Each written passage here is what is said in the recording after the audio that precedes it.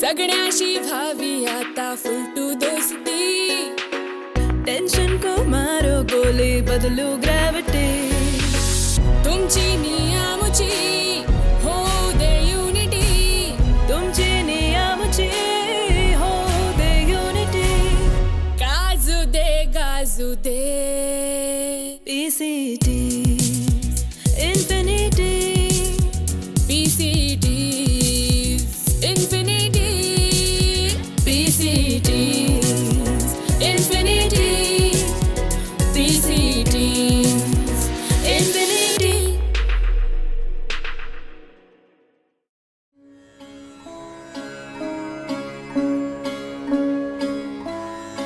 श्रोते हो, नमस्कार.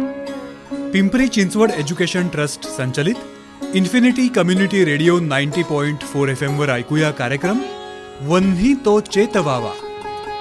देशप्रेमानं भारलेली तरुणाई म्हणजे या भारत मातेची खरी संपत्ती. ही संपत्ती वाढीस लागावी यासाठी आपण या भारतभूची गौरवगीतं समजून घेऊया आणि आपल्या अंगी भिनवूया. संकल्पना डॉक्टर राजीव नगरकर, समन्वयक शीतल कापशीकर, विशेष सहाय्य ज्ञानप्रबोधिनी नवनगर विद्यालय निगडी, ध्वनिमुद्रण आणि तांत्रिक सहाय्य विराज सवाई, संवादिनी तुषार रिठे, तबला विनायक कुडाळकर, तालवाद्य विजय आवळे अभिषेक सूर्यवंशी, गिटार हर्षद राठी. निवेदन संस्कृत तज्ज्ञ आणि संत साहित्य निरूपणकार मुक्ता गरसोळे कुलकर्णी. गौरवगीत हे राष्ट्र देवतांचे. गीतकार ग दी माडगुळकर, संगीतकार सी रामचंद्र. गायनस्वर SNBP इंटरनॅशनल स्कूल मोरवाडी शाखेचे विद्यार्थी.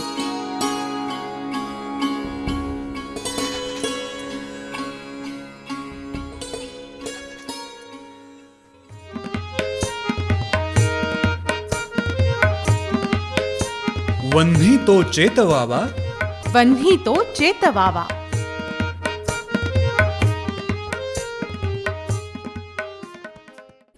वन्ही तो चेतवावा या कार्यक्रमाच्या अंतर्गत मी प्राध्यापिका मुक्ता गरसोळे कुलकर्णी हे राष्ट्र देवतांचे या पद्याची आपल्याला ओळख करून देते आहे. हे राष्ट्र देवतांचे हे पद्य म्हणजे राष्ट्राची महती गाणारं नुसतं पद्य नाही, तर या भारतभूमीमध्ये मी जन्माला आले याचा मला अभिमान वाटावा अशी भावना निर्माण करणारं पद्य आहे. असं म्हणतात, दुर्लभम भारते जन्म. भारतामध्ये जन्म मिळणं ही अत्यंत दुर्लभ अशी घटना आहे. आणि त्या भारतात जर तुम्ही जन्म घेतला असेल तर त्या भारतासाठी तुम्ही काय करता हे सगळ्यात महत्त्वाचं आहे. भारत हा शब्द जर आपण पाहिला, त्याची व्युत्पत्ती जर आपण पाहिली तर आपल्याला लक्षात येतं, भा याचा अर्थ आहे तेज किंवा प्रकाश, आणि रत म्हणजे रममाण होणे, इन्व्हॉल्व होणे. तेजानं भारलेला, तेजानं परिपूर्ण असा जर कुठला देश असेल, असा जर कुठला प्रदेश असेल तर तो आहे माझा भारत देश. नावातच ज्याच्या तेज आहे अशी ही भारतभूमी आहे. कवी कुलगुरू कालिदासांनी म्हटलेलं आहे, अस्ति उत्तरस्याम दिशि देवतात्मा हिमालयो नाम नगाधिराजः. या भारताची सर्वात महत्त्वाची खूण म्हणजे ज्याच्या उत्तर दिशेला नगाधिराज म्हणजे पर्वतांचा राजा असलेला हिमालय आहे, ही भारताची सर्वात मोठी खूण आहे. आपण देश आणि राष्ट्र हे शब्द समानार्थी वापरले तरी या दोन्ही शब्दांमध्ये फरक आहे. देशाला भौगोलिक सीमा असतात. भौगोलिक सीमांनी देश ओळखला जातो की इथे भारताची सीमा संपते आणि दुसऱ्या देशाची राजकीय सीमा सुरू होते. पण राष्ट्र ही संकल्पना ही व्यापक आहे. संस्कृती, इतिहास सांगणारी ही संकल्पना आहे. म्हणून हे राष्ट्र देवतांचे, हे राष्ट्र प्रेषितांचे, आ चंद्र सूर्य नांदो स्वातंत्र्य भारताचे. देवतांचं असं हे राष्ट्र आहे, प्रेषितांचं राष्ट्र आहे, जे जनकल्याणासाठी, धर्मकार्यासाठी जणू काही त्यांनी अवतार घेतलेला आहे. अशा व्यक्तींना आपण प्रेषित म्हणतो.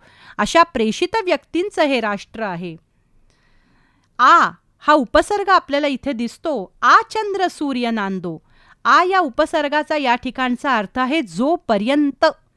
जोपर्यंत या जगामध्ये चंद्र आणि सूर्य अस्तित्वात आहेत तोपर्यंत या भारताचं स्वातंत्र्य अबाधित राहायला पाहिजे. ही अपेक्षा या पद्यामध्ये व्यक्त केलेली आपल्याला दिसते. बघा मंडळी, भारतावर ब्रिटिशांचं राज्य होतं आणि हे पारतंत्र्य किंवा ही जी गुलामगिरी होती ती उलथवून टाकण्यासाठी आपल्याकडे शेकडो नाहीत, हजारो नाहीत, लाखो लोकांनी बलिदानं दिली. आणि 1947 आपल्याला राजकीय स्वातंत्र्य मिळालं. हे स्वातंत्र्य तर कठोर परिश्रमांनी मिळालेलं आहेच, बलिदानांनी मिळालेलं आहे. ते तर तसंच टिकून राहिलंच पाहिजे. परत असलं पारतंत्र्य आपल्याला नकोच आहे. पण आता विचार कशाचा करायचा आहे? आता विचार करायचा आहे माझ्या मानसिक पारतंत्र्याचा. माझ्या मानसिक गुलामगिरीतून मला स्वतंत्र कसं होता येईल, हे स्वातंत्र्य मला कसं मिळवता येईल याचा मला विचार करायचा आहे. आता खरं तर राजकीय स्वातंत्र्य मिळालेलं असलं तरी मला माझ्या मानसिक स्वातंत्र्याची आता ही गरज भासू लागली आहे. बऱ्याचदा पाश्चात्यांचं अनुकरण करताना आपण त्यांची नकळत का होईना मानसिक गुलामगिरी स्वीकारत असतो.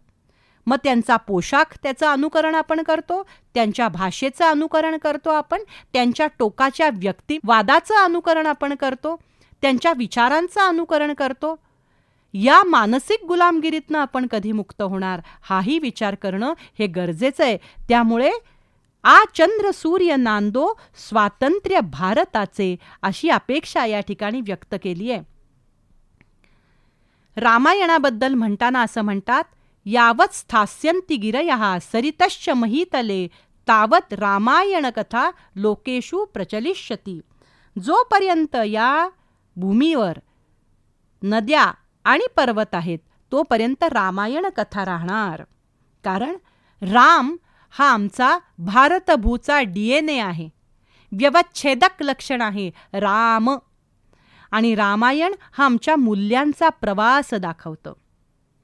कर्तव्य दक्ष भूमी सीता रघुत्तमाची, रामायणे घडावी येथे पराक्रमाची.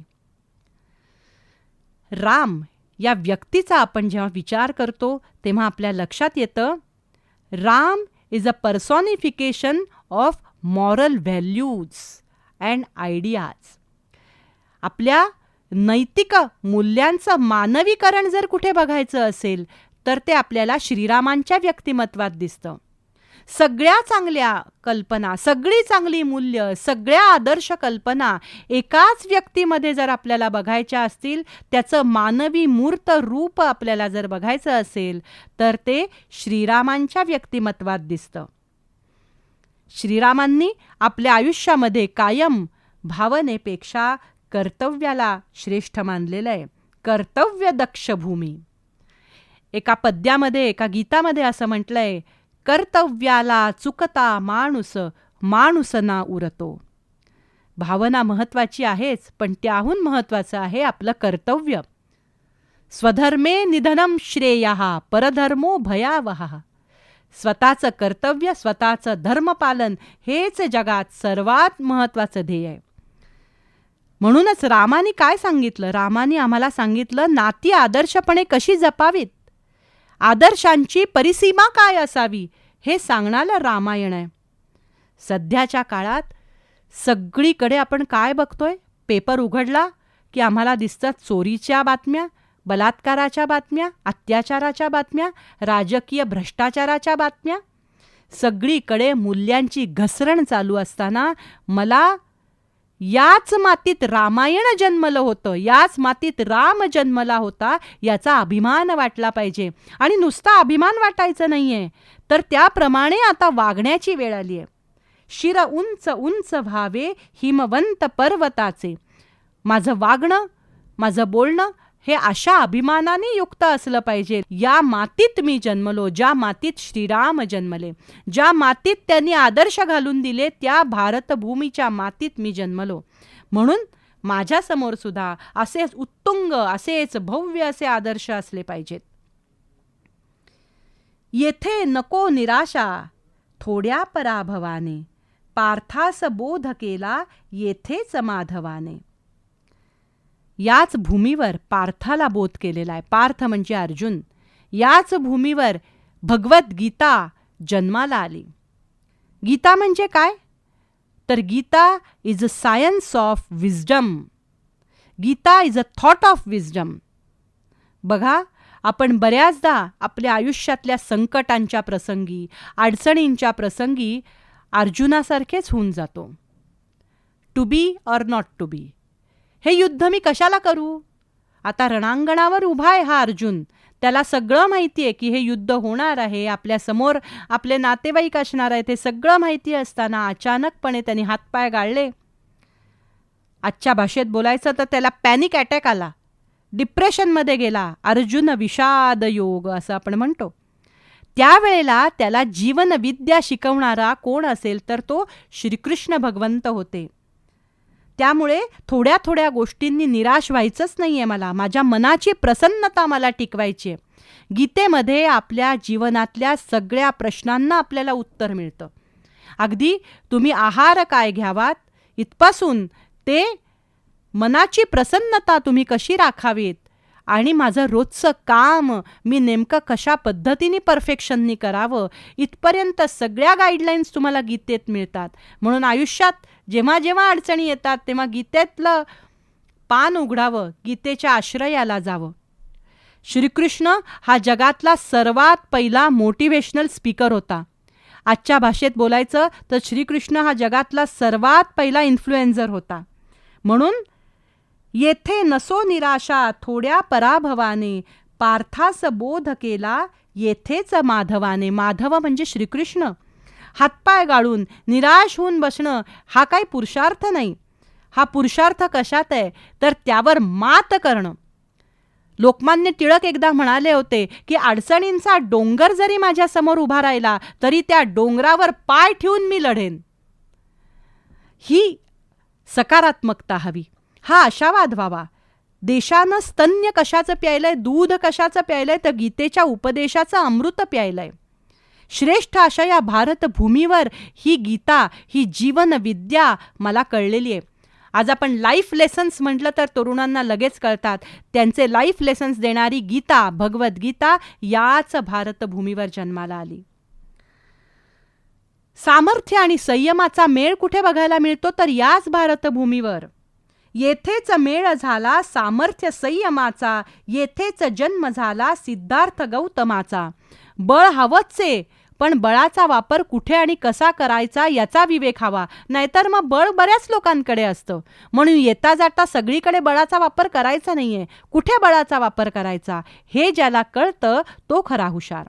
बघा, आपल्याकडे 4 पुरुषार्थ सांगितलेत: धर्म, अर्थ, काम आणि मोक्ष. पण पहिला पुरुषार्थ कुठला आहे? धर्म. धर्म याचा अर्थ आहे आपण कसं वागावं याचे नियम, कोड ऑफ कॉन्डक्ट असं ज्याला आपण म्हणू शकतो. धर्माधिष्ठित अर्थ, धर्माधिष्ठित काम हे सांगितलेलं आहे. त्याला चौकट हवी धर्माची. इच्छा पूर्ण करणं, एन्जॉयमेंट करणं याला कुठेही ना नाही.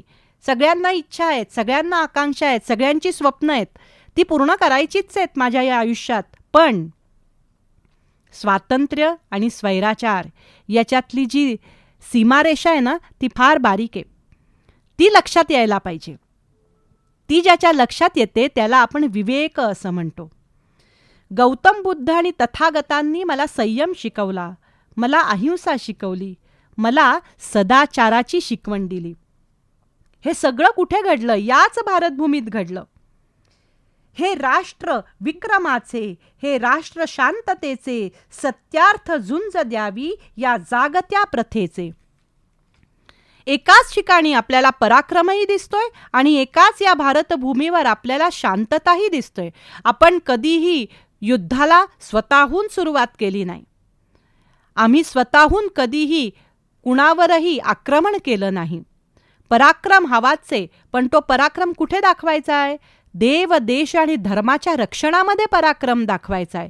उगाचच उठसूट माझ्या अंगामध्ये बळ आहे म्हणून मी मारामारी करतो, म्हणून मी शत्रूवर आक्रमण करतो, याचा असं आम्ही कधीच केलं नाही. ही भारताची वैचारिक परंपरा नव्हेच. माझ्या हाती मी शस्त्र घेतलं कधी? देव, देश आणि धर्माच्या रक्षणासाठी केलं.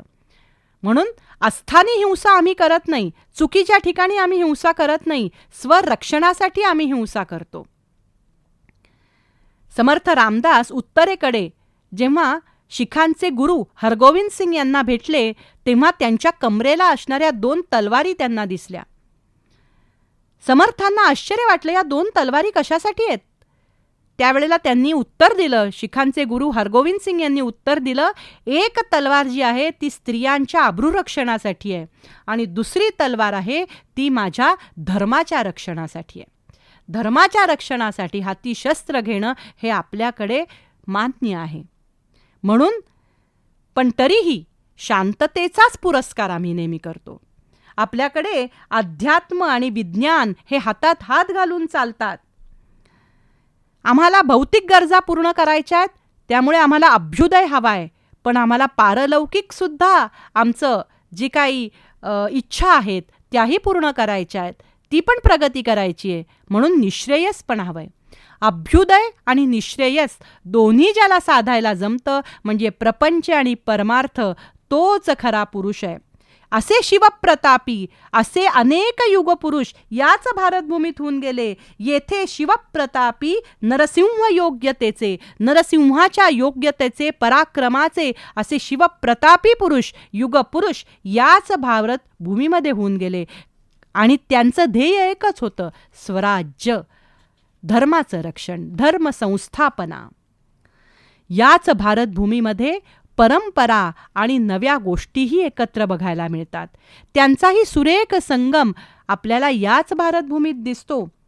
जुनं ते सोनं आहेच आणि नवं तेही हवं, हे दोन्हीही कल्पना आपल्याला हव्या. जुन्याची आपण कधीही कास सोडायची नाही आहे, पण जुन्यालाच नुसतं कवटाळून बसलोय असं नाही, तर नव्याची सुद्धा आपल्याला प्रगतीची, नव्या तंत्रज्ञानाची, नव्या राष्ट्राची म्हणजे नव्या विकसित राष्ट्राकडे आपल्याला जायचं आहे. त्यामुळे नव्याची सुद्धा कास धरायची आहे. जुनं ते सोनं आणि नवं तेही हवं, अशी आपली मनोभूमिका असली पाहिजे. येथे परंपरांचा सन्मान नित्य आहे, जनशासनातळीचा पायाचं सत्य आहे. काय सुंदर शब्द आहे. सत्य हाच आमच्या संपूर्ण विचार परंपरेचा पाया आहे. आणि नुसत्या विचार परंपरेचा नाही, तर शासन आणि सुव्यवस्थेचा पायासुद्धा सत्य, त्यांचं अधिष्ठानसुद्धा सत्य हेच असलं पाहिजे. हे गीत, हे पद्य आपल्याला सांगतं. येथे सदा निनादो जयगीत जागृतीचे. अशा तऱ्हेची ही भारतभूमी आहे जिचा अभिमान वाटला पाहिजे मला. अशा भारतभूमीमध्ये मी जन्माला आलो आणि म्हणून तिचं जयगीत, तिच्या विजयाचं गीत, तिचा जय जयकार हा सतत मी गेला पाहिजे. तिच्या विजयाचं गीत हे सतत मी गायलं पाहिजे. आणि नुसतं विजयाचं गीत गाऊन थांबायचं नाही आहे, तर मला जागृती करायची आहे, मला प्रबोधन करायचं आहे. या सगळ्या चांगल्या आणि उत्तम काव्याचा जो काही एक क्रायटेरिया असतो किंवा निकष असतो ना, तो हाच असतो की ही काव्य आपल्याला एक नवीन ऊर्जा देतात, आपल्याला नवीन प्रेरणा देतात, जागृती, प्रबोधन असा एक खूप सुंदर आपल्याला आशावाद देतात. जगायचंय पण ते जागृतीसाठी, ते प्रबोधनासाठी जगायचंय. त्यामुळे ज्ञानेश्वर माऊली असं म्हणतात, वाचे बरवे कवित्व, कवित्वी रसिकत्व, रसिकत्वी परतत्व स्पर्शू जैसा. परतत्वाचा स्पर्श जेव्हा होतो तेव्हा ते काव्य हे चिरकाल टिकणारं असतं. म्हणूनच महाराष्ट्राचे लाडके कवी आणि ज्यांना आपण आधुनिक वाल्मिकी म्हणून ओळखतो ते ग दि माडगुळकर यांच्या सिद्धहस्त लेखणीतून हे पद्य उतरलेलं आहे. जेव्हा जेव्हा हे पद्य ऐकू त्या वेळेला या भारतभूमीमध्ये जन्माला येण्याचा अभिमान आपल्या मनामध्ये नक्कीच जागृत होणार आहे. आणि नुसता जागृत होणार नाहीये, तर तो मला माझ्या कार्याला प्रेरणाही देणार आहे, हे निश्चित. हे राष्ट्र देवतांचे, हे राष्ट्र प्रेषितांचे, आचंद्र सूर्य नांदो स्वातंत्र्य भारताचे. हे राष्ट्र देवतांचे, हे राष्ट्र प्रेषितांचे, आचंद्र सूर्य नांदो स्वातंत्र्य भारताचे.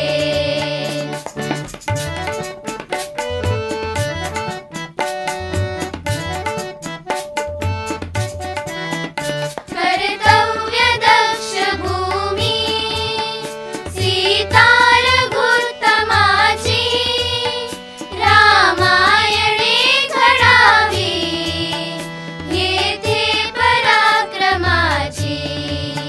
शिर उंच उंच व्हावे हिमवंत पर्वतांचे, आचंद्र सूर्य नांदो स्वातंत्र्य भारताचे.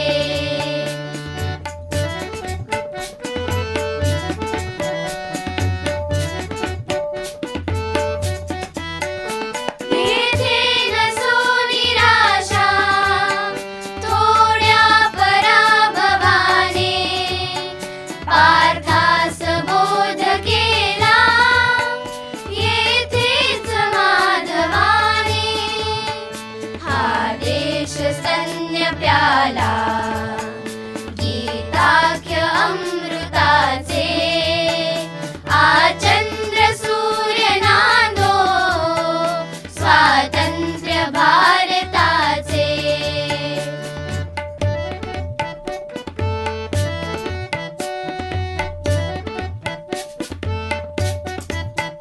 येथे परंपरांचा सन्मान नित्य आहे, जनशासनातळीचा पायाच सत्य आहे. येथे सदा निनादो जय गीत जागृताचे, आचंद्र सूर्य नांदो स्वातंत्र्य भारताचे.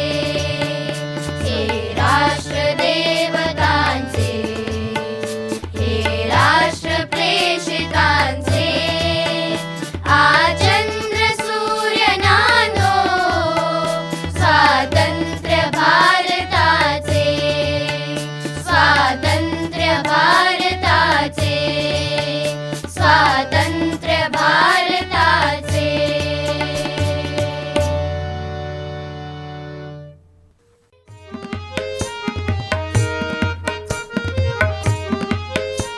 वन्ही तो चेतवावा, वन्ही तो चेतवावा.